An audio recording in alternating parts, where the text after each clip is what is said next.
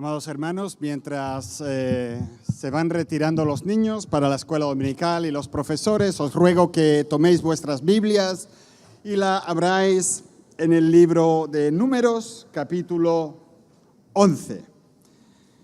Números 11, y vamos a ir poco a poco leyendo este capítulo en la medida en que vayamos avanzando con el mensaje para el día de hoy.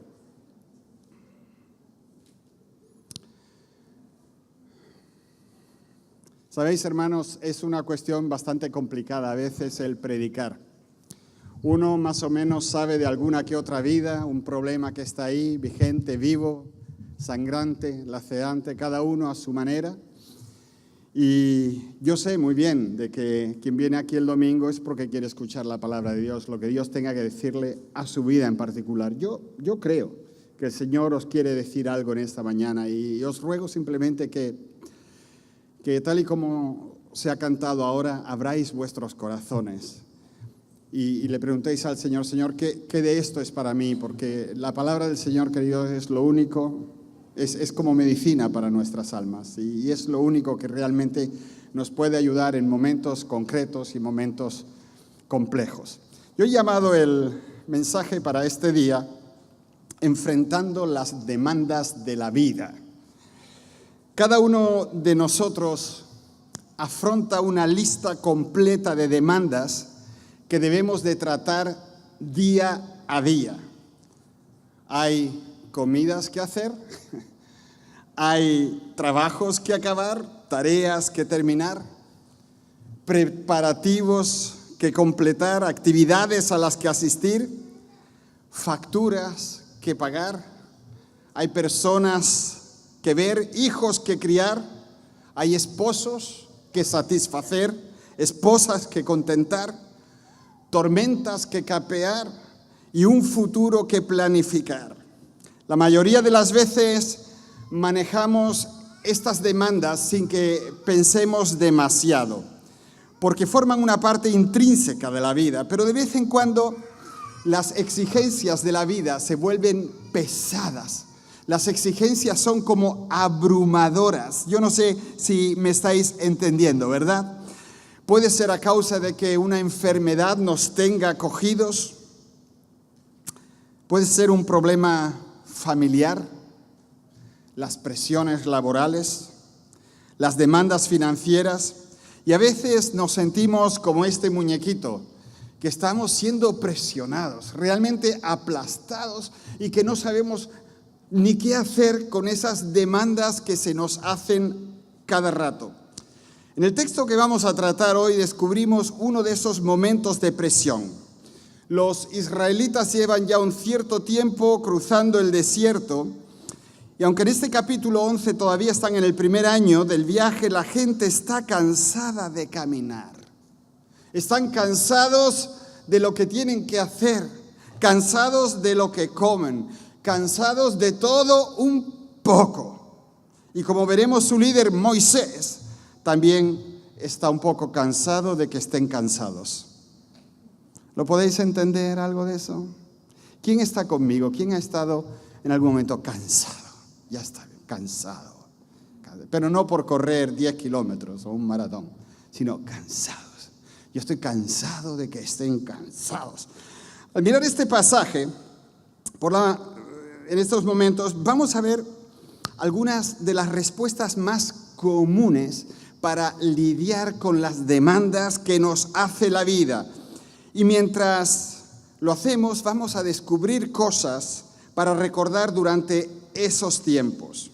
Porque, queridos, cuando hay exigencias que tocan a nuestra puerta, cuando hay demandas a nosotros, y esas demandas nos superan o nos acosan con más fuerza de la que nosotros parecemos tener, respondemos. Cada uno de nosotros responde. Y una de esas respuestas más comunes es la queja. ¿Quién de vosotros no se ha quejado nunca? ¿Quién se ha quejado? ¿Quién se ha quejado? Seamos positivos. Alina, ¿tú no te has quejado nunca? Entonces, ¿dónde está tu mano? Ah, vale. Ahora ya levantas 2. A ver, ¿quién se ha quejado alguna vez? Vale, ya la sinceridad está superando. ¿Sabéis? Hay respuestas muy diferentes y comunes a los tiempos exigentes, y se evidencian en este pasaje y también en nuestras vidas. Y entonces quiero leer los 7 primeros versículos para que veáis cómo aquella comunidad responde a las exigencias que los están rodeando, a tanta demanda. Dice así: aconteció que el pueblo se quejó a oídos de Dios. No dice que se lo estaban diciendo a Dios, sino que Dios escuchó las quejas. Y lo oyó el Señor, y ardió su ira, y se encendió en ellos fuego de Dios, y consumió uno de los extremos del campamento. Entonces, cuando aquello ya estaba humeando y chamuscado, y había cosas ardiendo, dice que el pueblo clamó a Moisés. A Moisés. Probablemente Moisés era el jefe de los bomberos, ¿no? Clamó a Moisés, y Moisés oró a Dios, y el fuego se extinguió. Entonces el pueblo y llamó a aquel lugar Tabera o Taberá, porque el fuego del Señor se encendió en ellos. Y la gente, y voy a leer un versículo o una traducción un poquito diferente, ¿no? Porque trata mucho mejor el texto original. Dice, y el populacho, no los extranjeros, y el populacho que estaba entre ellos tenía un deseo insaciable. Y también los hijos de Israel volvieron a llorar y dijeron: ¿quién nos dará carne para comer? Nos acordamos del pescado que comíamos gratis en Egipto, de los pepinos, de los melones, los puerros, las cebollas y los ajos. Pero ahora no tenemos apetito. Nada hay para nuestros ojos excepto este maná. A propósito, dice la Biblia, el maná se parecía a la semilla del cilantro y brillaba como la resina. Queridos, hubo quienes se quejaron de las dificultades de vivir en medio de aquellas incomodidades o adversidades. Estos israelitas sonaban como un grupo de niños que se van de vacaciones con sus padres. Tal vez estaban diciendo cosas como, a ver quién no lo ha oído de sus hijos: es que nunca vamos a llegar. Papi, me duele el zapato. Papá, cógeme en brazos que no puedo más. Me duelen los pies, me rozan los pantalones. Agua, quiero descansar, quiero comer. Pepe me está molestando. ¿Sabéis? El tipo de cosas que decían son las que nosotros mismos hemos dicho. En su queja, estas personas se habían olvidado de que Dios los había sacado de Egipto con una serie de milagros portentosos que deberían de haber impresionado incluso a los más duros de corazón. Estaban pasando por alto el hecho de que ya no eran esclavos, pero seguían con mentalidad de esclavos. No sé si os dais cuenta, ¿verdad? Seguían con mentalidad de esclavos porque decían a su señor o a su papá, esperando que, bueno, aquí estamos, a ver, ocúpate de nosotros. Me acuerdo cuando se reunieron la Alemania del Este y la de Occidente. La de Occidente supercapitalista, la del Este supercomunista. Y cuando los dos países se unieron, la economía del Este seguía yendo para abajo y la de Occidente seguía subiendo. ¿Y cómo es eso? ¿Cómo es eso? Vamos a meter dinero, vamos a poner fábricas, vamos a hacer carreteras. Y la economía seguía bajando. ¿Por qué?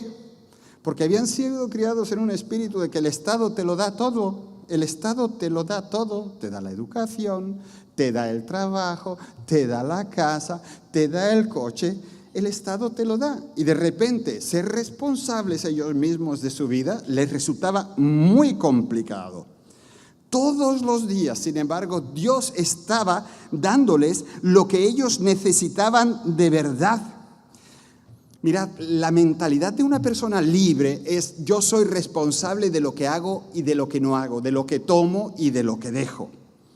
Nos dice, por ejemplo, Deuteronomios 29:5, para que veáis lo que Dios estaba haciendo allí, que su ropa y sus zapatos no se gastaron. Es posible que estuvieran cruzando el desierto, pero era un hecho de que estaban siendo atendidos por el Señor de una manera especial y notable. Pero según ellos, eso no era suficiente. Dios escuchó aquellas palabras ingratas y se nos dice que el fuego del Señor ardió entre ellos y consumió un extremo del campamento. No se sabe si lo que aquel fuego consumió fue arbustos o fueron tiendas o inclusive personas. De cualquier manera, la gente tuvo miedo y enseguida llamaron a Moisés. Moisés oró y el fuego se apagó. ¿Sabéis, queridos? La queja es algo que repele a Dios. Hablar con Él, discutir con Dios, clamar a Dios, rogarle, todo es posible. Pero la queja es veneno pernicioso y dañino. ¿Sabéis por qué? Porque la queja no es algo que la gente le esté diciendo a Dios, sino que le están diciendo al otro y al otro y al otro. Y eso es como un veneno que se va infiltrando, una amargura que va tomando lugar en los corazones, en el alma, en la mente. Y de repente todas las cosas son oscuras, todas las cosas son feas. Así que no estamos hablando aquí de que clamaran a Dios, de que gritaran a Dios o se quejaran incluso delante de Dios, sino era la queja entre ellos. Aquí, la experiencia que tienen con este fuego no detiene las quejas. Nos dicen que aquella chusma, que el populacho comenzó a quejarse del menú. Tened cuidado de que no os quejéis de la paella el domingo que viene. Bueno, vete a ver lo que se le ocurre hacer a Dios. La cuestión es que estos se estaban quejando también del menú, porque siempre hay chusma en cada multitud. Solo se necesitan unas pocas personas para comenzar a reivindicar y quejarse, y eso es algo que se vuelve muy contagioso. Es por eso que tenemos que tener cuidado de andar demasiado con personas que se quejan todo el tiempo. Son infecciosos en sus actitudes negativas. Para ser sinceros, entendemos que no estuviesen del todo contentos con el menú. Bueno, sabéis que no había mucha variedad en su menú, ¿verdad? Todos y cada uno de los días ellos tenían que comer maná. Es decir, ellos tenían maná para el desayuno, maná para el almuerzo, maná para la cena. Y yo sospecho que, como buena gente del Mediterráneo, intentaron ser creativos en la forma en que preparaban el maná, pero seguía siendo maná. Tenían pan de maná, pasteles de maná, barras de maná, puré, potaje, sopa. Tal vez tenían copos de maná para el desayuno, acompañados con trocitos tostados de maná. Pero la gente, los agitadores de la chusma, estaban cansados. Siempre lo mismo. Y en lugar de hablar de esto al Señor, la gente comenzó a cantar las alabanzas de los buenos días de antes. Por supuesto, esos habían sido los días antes de que Dios los hubiese rescatado de la esclavitud. Y entonces recordaron el pescado, del que probablemente estaban hartos en Egipto. Recordaron los productos frescos que solían adornar sus mesas. Pintaron toda una imagen de lo que solía ser. Algunos de nosotros, queridos, no nos damos cuenta de lo malo que tenemos hasta que alguien nos lo dice, ¿verdad? Oh, lo mal que se vive en Cataluña. Es horroroso. ¿Cómo en Cataluña España te está robando? En Cataluña no hay quien viva. Y Cataluña es tremendo pertenecer a España. No importa que sea una de las regiones de Europa con más riqueza. Es que en Cataluña no se puede vivir. Con Madrid oprimiendo al pobre pueblo catalán, es que no se puede. Y te lo dice la TV3, te lo dice Radio Cataluña, te lo dicen. Y al final la gente dice, qué mal vivimos. Es horroroso. ¿Vosotros creéis que nosotros aquí en Andalucía podríamos quejarnos de algo? ¡Ay, Dios mío! ¡Ay, Dios mío! Y es solo los que se quejan son personas que recuerdan selectivamente. Recordamos los buenos días de secundaria, ¿no? En la escuela. ¿Quién se acuerda de los días de secundaria? Pero yo también me viene a la mente, ¿no? Pero olvidamos la frecuencia con la que nos sentimos en esos momentos perdidos, excluidos, confundidos. Naturalmente que ya no nos acordamos de los suspensos, ni de los castigos, ni del bullying. Recordamos los buenos tiempos de las relaciones pasadas y olvidamos que la razón para las que acabaron esas relaciones fue porque realmente no nos llevábamos tan bien. Recordamos a los grandes amigos que solíamos tener, pero nos olvidamos de que si hubiesen sido tan buenos amigos, todavía los tendríamos. Los que se quejan recuerdan el pasado selectivamente y magnifican los problemas del presente de una forma desproporcionada. Queridos, hay varias cosas que debemos tener en cuenta cuando sentimos la tentación de quejarnos en los momentos exigentes y difíciles de la vida, y todos los tenemos de vez en cuando. Mira, quejarse no sirve de nada porque no nos hace sentir mejor. Aunque realmente de la cantidad de quejas que tiene la gente, uno tendría que pensar que les va mejor si se quejan, pero es que la queja no soluciona nada, ni nos aporta nada. Quejarse es realmente una falta de aprecio por lo que Dios ha dado y solo indica nuestra tremenda falta de gratitud. Quejarse es también una falta de fe. Mostramos que no confiamos en la capacidad y la sabiduría de Dios para proporcionar lo mejor. ¿Sabes? Una persona fiel ve en las dificultades un campo de entrenamiento, una oportunidad o una lección, no ve un obstáculo. Quejarse es algo que hace que nos centremos más en los problemas que en las soluciones. Y quejarse es algo que empieza a arrastrar y a oscurecer a la gente que nos rodea. Ahora, la queja no es la única manera de afrontar los problemas de la vida. Hay otros que lo afrontan con desánimo. Si tratas mucho con personas, y a veces no hace falta que trates con muchas porque con lo que hay en casa es más que suficiente, es probable que entiendas la sensación de desaliento que tuvo Moisés. Él estaba todo el tiempo transmitiendo la palabra del Señor y parecía que la gente seguía ignorándolo. Ahora, lo ignoraban siempre, pero cuando se metían en problemas, ¿a quién llamaban? A Moisés. Cuando tenían preguntas, ¿a quién se las hacían? A Moisés. Cuando había una crisis, lo culpaban. Por lo tanto, fijaos en los versículos 11 al 15 lo que dice Moisés acerca del particular. Entonces dijo Moisés al Señor: ¿por qué maltratas a tu siervo? ¿Por qué no he hallado gracia ante tus ojos para que hayas echado la carga de todo este pueblo sobre mí? ¿Acaso concebí yo a todo este pueblo o lo engendré para que me digas, cárgalo en tu pecho como una nodriza lleva al que mama a la tierra que prometiste con juramento a sus padres? ¿De dónde tengo yo carne para todo este pueblo? Pues lloran ante mí diciendo, danos carne de comer, danos carne de comer, danos carne de comer. No puedo yo solo soportar todo este pueblo, pues es demasiado pesado para mí. Si así has de tratarme, mátame del todo. Fíjate qué traducción más estupenda. Mátame del todo. Es decir, ya me estás matando, pues mátame del todo. Ya total, mátame del todo. Si he hallado gracia ante tus ojos, te ruego para que no vea yo más tu mal.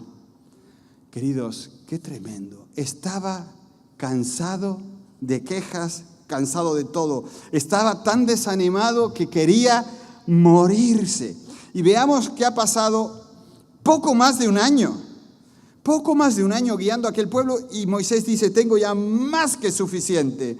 Siente que la carga es demasiado grande, demasiado pesada, está desalentado, está harto de tratar siempre con estas personas, siempre con lo mismo, así que le dice a Dios que prefiere morirse antes de seguir con aquel trabajito que él le había dado y tratar con aquella gente. Al fin y al cabo, él nunca había pedido hacer aquel trabajo, ¿verdad?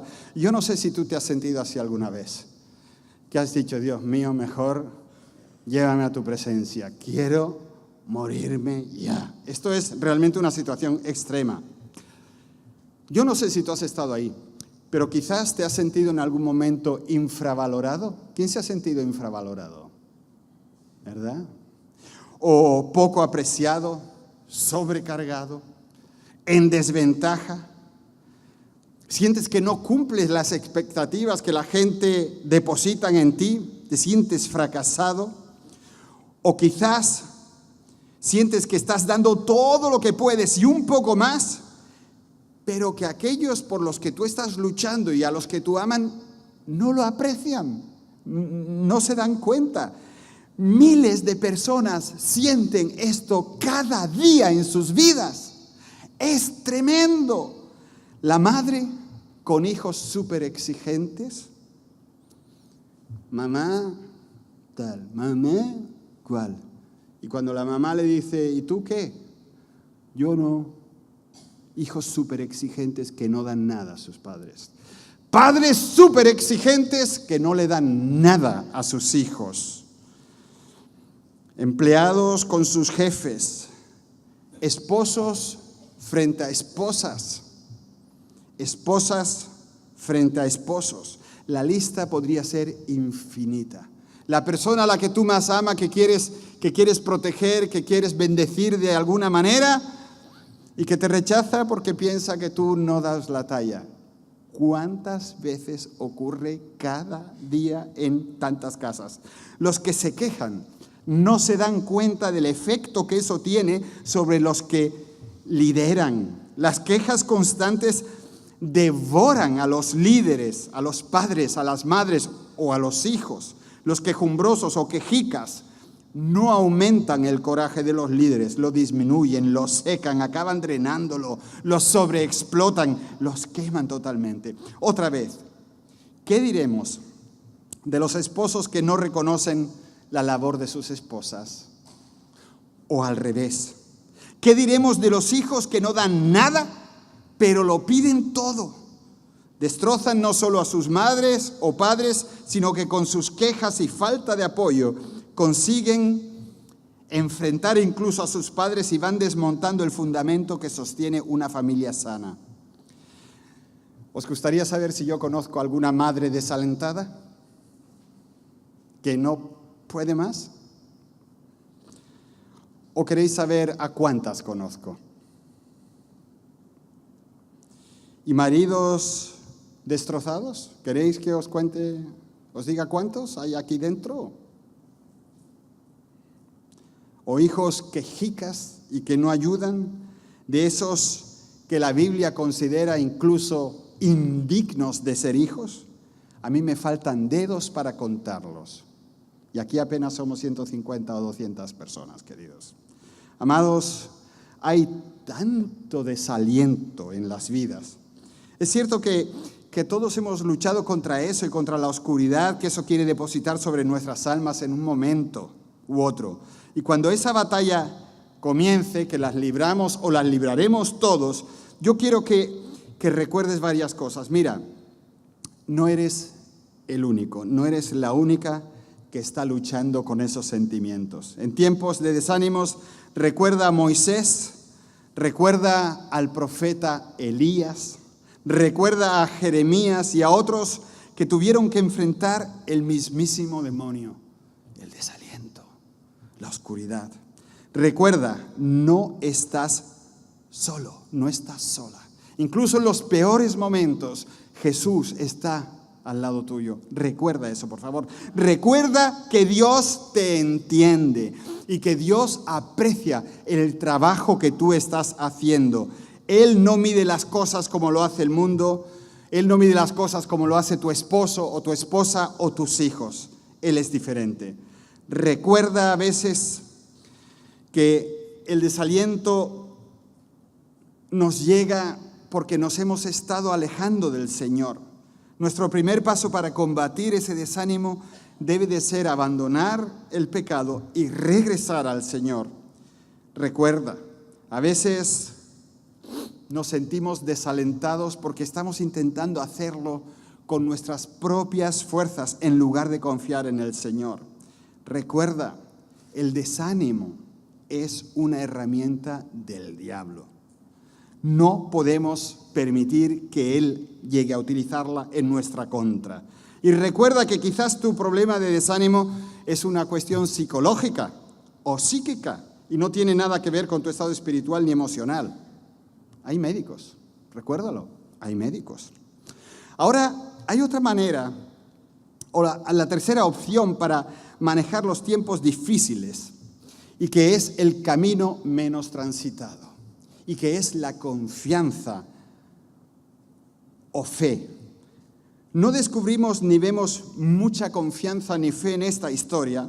Sin embargo, a pesar de todo, Moisés lleva su clamor al Señor, y lo que es de destacar en Moisés es que él por lo menos gira en la dirección correcta y se dirige a Dios. No va a quejarse a Aarón, no se lo dice a Miriam, no se lo dice a ningún otro, sino se dirige a Dios con su clamor.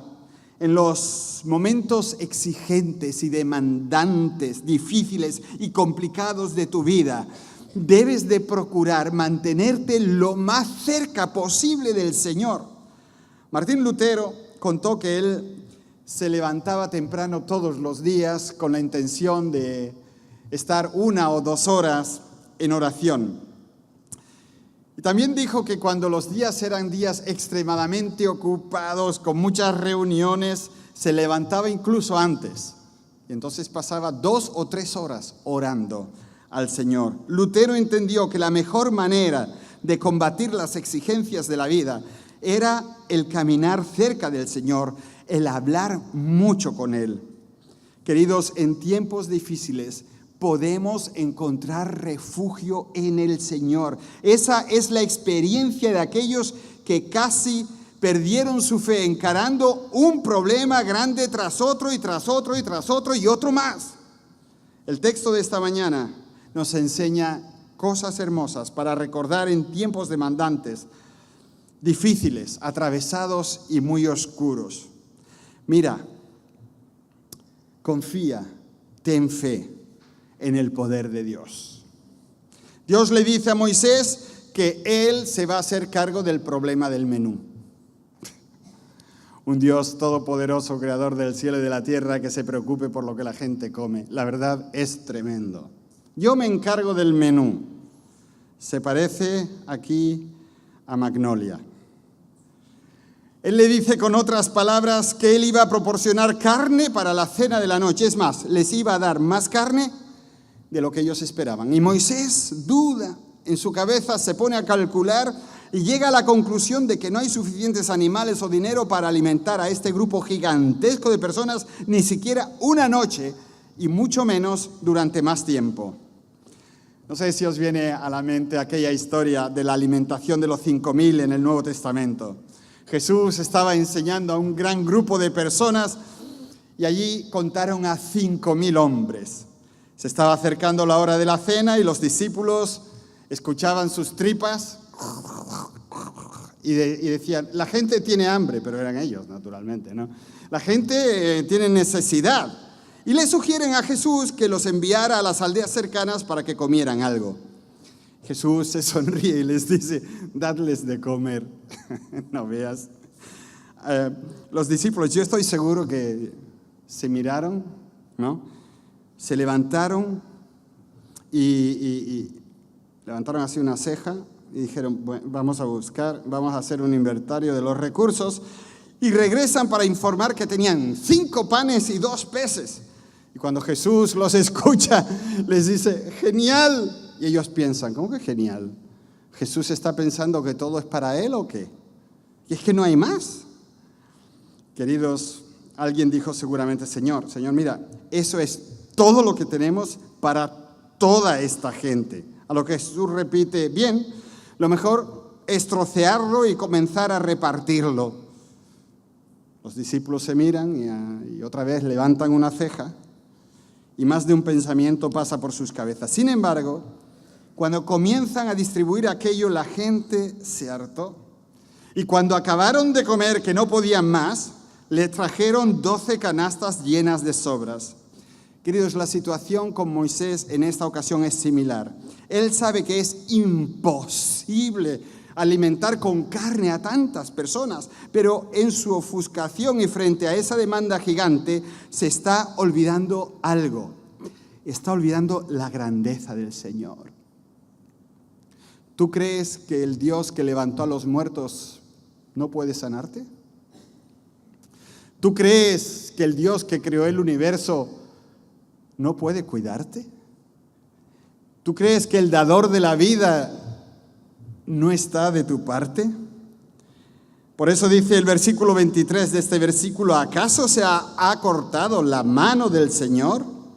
Ahora verás si se cumple mi palabra o no. Algunos han traducido: ¿es acaso el poder de Dios limitado? No, queridos, el poder de Dios es ilimitado. Dios es el Todopoderoso. Y esa respuesta del Señor, amén, sí, es maravillosa. Es maravillosa. Dios no tiene límites. Moisés necesita que su fe se extienda, se amplíe, crezca. Dios sigue siendo el Todopoderoso. ¿Quién dice amén? Amén, sí. Él es el Altísimo, el Elión. Él es el maestro de las situaciones imposibles. Dios creó el universo por el poder de su palabra.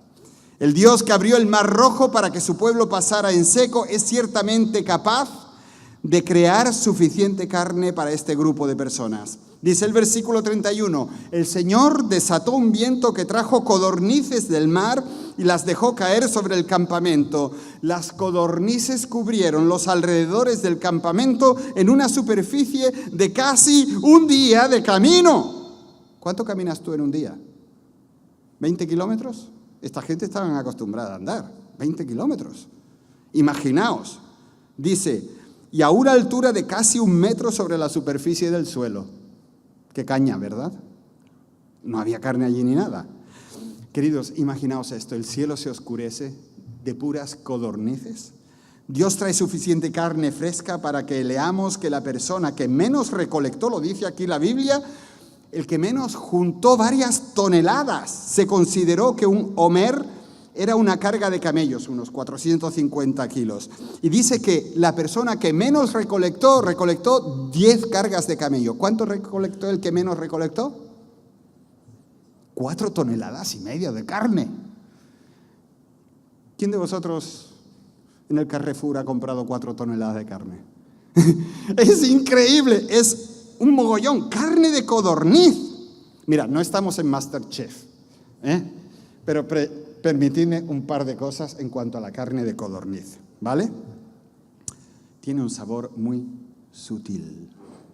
Se adapta a cualquier combinación de ingredientes. Calidad extraordinaria, muy tierna esa carne. Propiedades, casi no tiene calorías, casi no tiene grasas, no tiene nada de colesterol.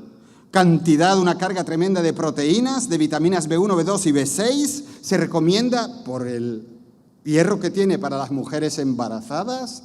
Vamos, una pasada de carne. Y se puede preparar fritas, horneadas, asadas, confitadas, en escabeche, a la parrilla, con salsa, sin salsa. Combina con cítricos, café, cardamomo, ajo, cereza, fresa. ¡Ay, Dios mío! Y esto a la 1:20. Es una pasada lo que Dios les mandó allí. ¿Qué lección debía de haber sido para Moisés y para nosotros? Cuando la vida se pone exigente, queridos, a veces nos olvidamos de a quién pertenecemos. Olvidamos la naturaleza, el poder, la fuerza de nuestro gran Dios. Nos sentimos abrumados, muchas veces solos y desesperados, olvidando que Él puede proveer para todas nuestras necesidades en abundancia. Amén. Amén. Él es el mismo en cualquier situación. El profeta Isaías retoma esta experiencia en el desierto para recalcar y dejar más que claro que Dios lo sigue diciendo y sosteniendo. Isaías 52, donde Dios dice: ¿acaso se ha acortado mi mano para no redimir? ¿No hay en mí poder para librar?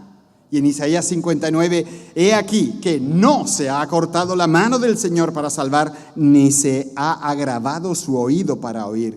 Queridos, Dios redime, Dios salva, Dios escucha, Dios provee, Dios está ahí.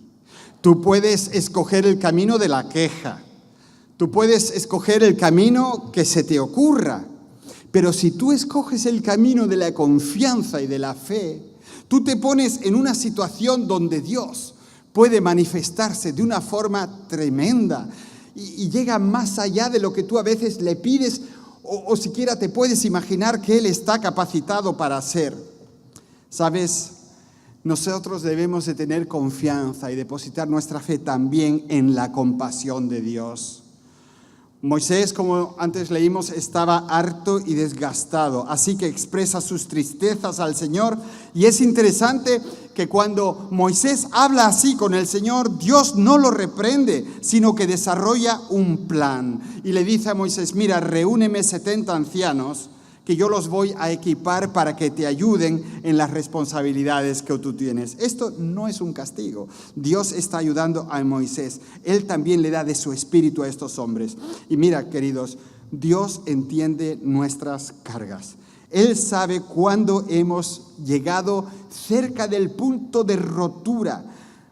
Y Él va a proporcionar la ayuda que tú necesitas si te vuelves a Él. Moisés se volvió hacia el Señor y se abrió, estaba dispuesto a recibir su ayuda. Y tú y yo hemos de disponernos también para que Dios haga llegar su ayuda a nosotros, porque Dios, nuestro Padre, es compasivo, es compasivo. Esta es la forma en que el Señor trabaja a mí. Mira, de los versículos que más me impactan en toda la Biblia es cuando nos dicen que Jesús lloró. Jesús lloró. La compasión, la ternura del corazón de Dios estaba ahí, a flor de piel.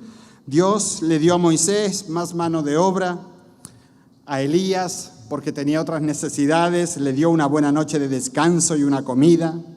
Cuando Pedro se desanimó, Jesús lo hizo desayunar. Cuando Pablo se desanimó, Dios hizo que se le apareciera un ángel. Mira, yo he tenido experiencias similares en mi vida. En momentos de desaliento y cuando yo no sabía para dónde tirar, llegó a mi correo una carta profética.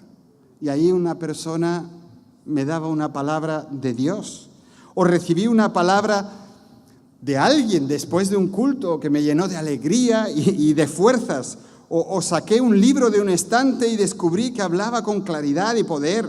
A veces el Señor me ha dado una buena noche de sueño, de estas que parece que te levantas nuevo. Otras veces una idea brillante que renueva mi perspectiva. Dios sabe lo que tú necesitas. Amén. Y por eso Él te puede ayudar en tu necesidad. La confianza y la fe en el poder de Dios, en la compasión de Dios, pero también en la disciplina de Dios. Cuando llegó la carne, la gente se atiborró de codorniz. La cosa no era solo que se atiborraran de carne hasta las orejas, sino que era un cambio radical de dieta. Y eso no siempre cae del todo bien. Eran unos glotones y no escuchamos nada sobre la gente diciendo al Señor, Señor, gracias. Así que nos cuenta cómo el Señor los castiga con una plaga para recordarles que dejaran de quejarse y de que comenzaran de una vez por todas a confiar. Si la vida parece abrumadora en este momento, podría ser la forma en que Dios llama tu atención. Puede deberse al hecho de que lo has olvidado en tu vida, que estás intentando de hacerlo tú solo.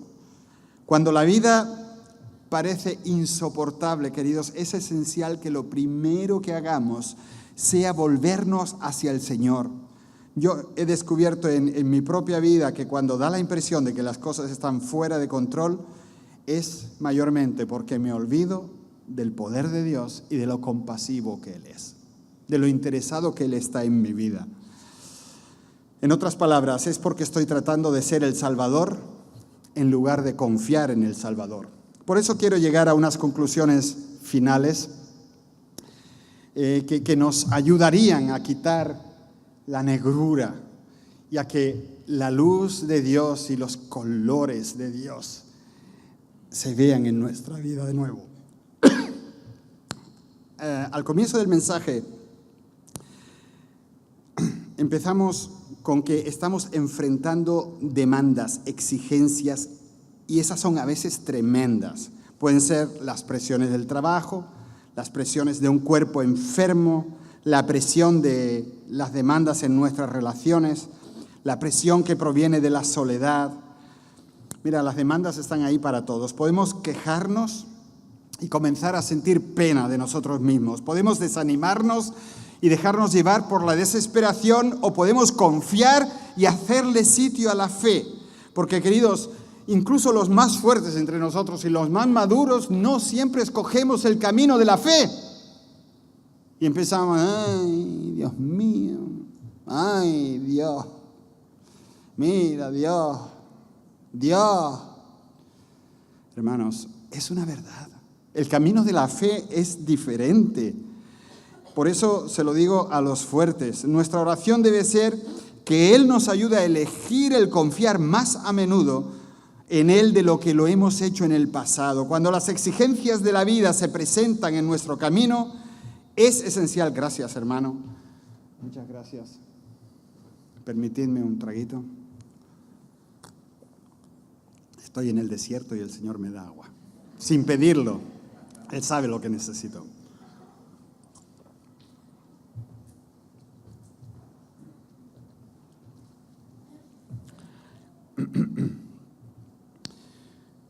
Otra vez, cuando las exigencias de la vida se presentan en nuestro camino, es esencial que nos tomemos tiempo para pensar a quién pertenecemos. Aquellos que esperan en el Señor, dice la Biblia, renovarán sus fuerzas. O mejor dicho, Dios va a renovar sus fuerzas. Si estás pasando ahora mismo por uno de esos momentos de presión, o si sientes que estás cerca de ese punto de ruptura y no retorno, déjame que te haga un par de sugerencias. Apúntatelas.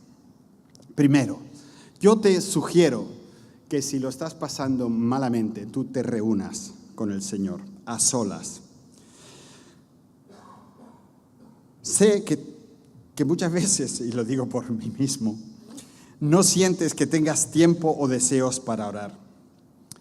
Sé que a veces te sientes demasiado distraído para leer su palabra, pero debes tomarte el tiempo. Los tiempos de mucho estrés no son el momento adecuado para recortar las disciplinas de la fe. Ese es el preciso momento en el que debemos de aumentarlas. Entonces, piensa, mira, la adoración es algo innegociable. Tómate tiempo para adorar a Dios. La Biblia es más importante que el periódico y la oración es más importante que las noticias. Por eso, en los tiempos de estrés, nosotros tenemos que correr a ese lugar donde vamos a estar a solas y tranquilos con Dios. Si te sientes abrumado, si te sientes estresado, podría ser una indicación de que necesitas urgentemente estar a solas con Dios. Lo segundo, céntrate en el carácter de Dios y no le des lugar a tu problema. El objetivo es que tú recuerdes el poder de Dios, su suficiencia. Pensar en que Dios es enorme y no te concentres en lo débil y en lo flojo o lo floja que tú eres. Eso no es la cuestión. Pablo dice, cuando soy débil, entonces soy fuerte. ¿Por qué lo dice? Porque cuando él no puede más y sabe que él no puede mucho, él descansa en el Señor y experimenta lo maravilloso que es Dios en medio de ese problema. Así que pon tu atención en su capacidad. Mira, cuando el pequeño David se enfrentó al gigante Goliat, ¿en qué confiaba David? ¿En su Honda? ¿En la Suzuki? ¿O confiaba en que había un gigante detrás de él más grande que aquel? ¿Vosotros qué creéis?